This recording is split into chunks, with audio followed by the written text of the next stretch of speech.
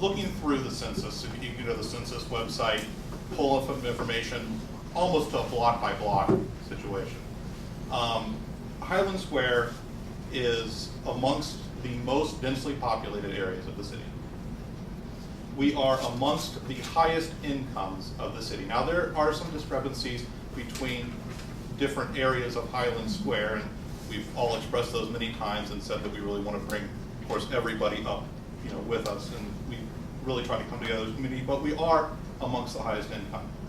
A couple meetings ago, we had a map here that the city had done that took and plotted every single grocery store in the city, drew a circle around it based on its size and amount of coverage. There was the big white spot in the middle of that, which was essentially West Hill in Highland Square. There were a couple other spots that were empty as well. They were much smaller, but we are amongst the lowest coverage of food when it comes to groceries and fresh food of the entire city. When you take those kind of things together, it makes it really hard to believe that there are studies done that say there's no demand. Because what do you need for demand? You need people, you need money, right? And you need absence of competitors. That's demand, right?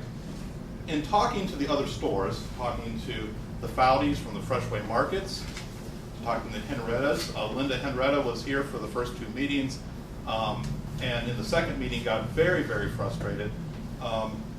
The main thing that those stores brought up was the size of the store. There's now a bigger store in play, possibly a 10,000, 12,000 square foot store. The ideas have been brought up to make the store multiple levels. In fact, it's part of the urban design strategy for the squares to make this store multiple levels. If you add a second level, can you put storage there? Can you put a restaurant there to create more space on the same footprint? I never understood why, as you guys just said, everyone believed it would work. I never believed it would work because the building was too small, right from the get-go. There was never any question about that, so I don't get the proposition that somehow it was believed it would work. Now, I don't question anyone's good faith. I absolutely don't. I do question judgment, because it was very clear that was not going to be big enough. John Conti, I'm Councilman at Large for the City of Akron, so that's why I'm curious. If I heard you correctly, you said no marketing studies were done by either the city or Albrecht Inc., just the fact that you did a pro forma based on what some grocery operator told you? Well, I think the city has done a market study. And the city has done a market study, and we did as well. You did as well. Before.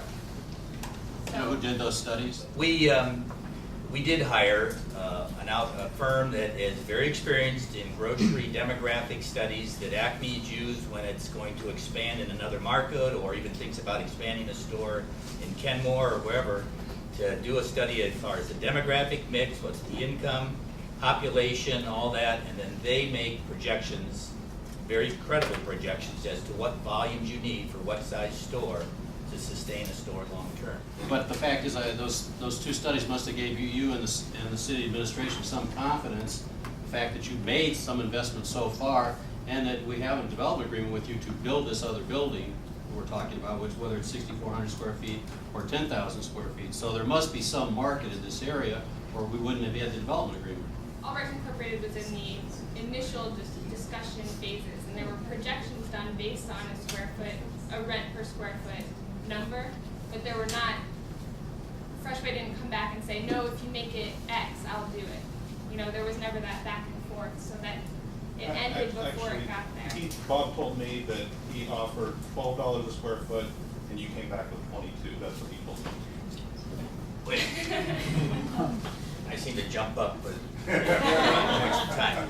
I have, and I'm not going to share it, but I have a packet that was developed for Freshway in conjunction with their work, part and parcel, for 5-6 months.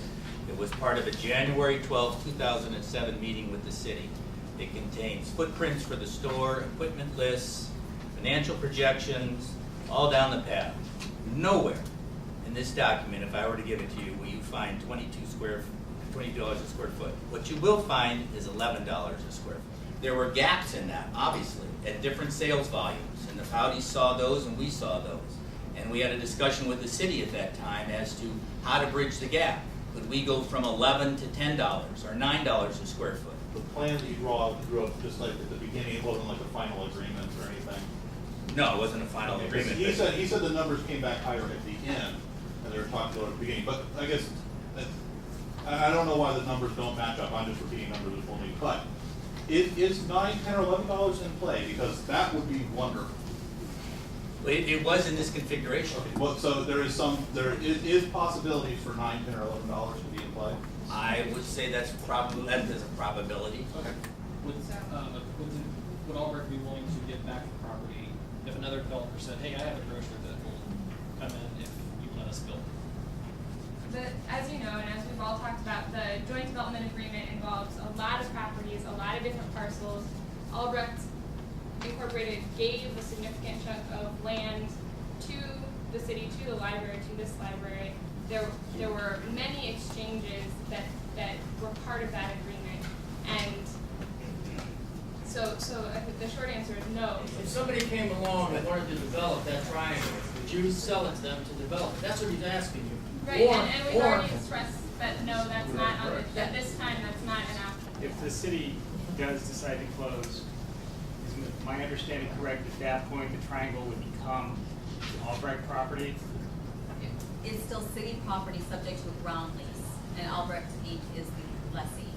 Okay, and then how long after that does the potential grocery, how long in the agreement do you have to build a grocery there potentially before that kicks out and you can put whatever you want there?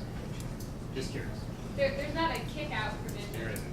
Okay. Not that I'm aware of. it's an obligation to build a building suitable for use as a grocery store. I realize you're not your father or whomever, but you are here as a representative. So, you know, those are the rumors, and I can honestly say that he said to me, to my face, we want to get rid of all that junk referencing Highland Square, the theater side, and put in such and such. And I literally, you know, it was a very neutral conversation in that he didn't know me, I didn't know him, we were strangers at the time, and I wanted to throw up on his shoes. I said, please don't do that. You know, I just don't feel that somebody who would make such a comment really understands what Highland Square is about. Yeah, I think that some concern and some attention needs to be paid to that side of the street. And what is going to go on over there? What is the vision for Highland Square? Would you say it's a collaborative effort, though, between Albrecht Inc. and the current reputable business owners? Do you think that there is... Well, Albrecht Incorporated doesn't own it. Or, I'm sorry, the development part of it. I mean, because I just hear them talking about it with plans, it sounds like.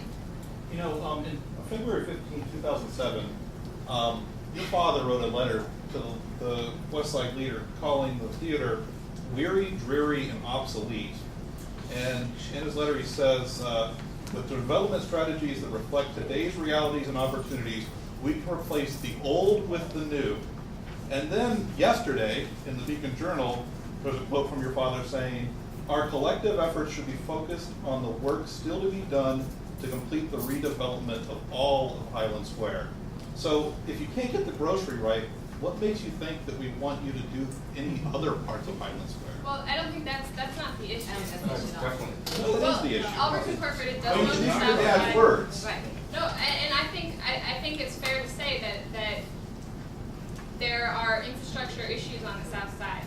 And I think a lot of people are saying that. And they may not be the people in this room, but they may be. There are infrastructure issues on that side of the street.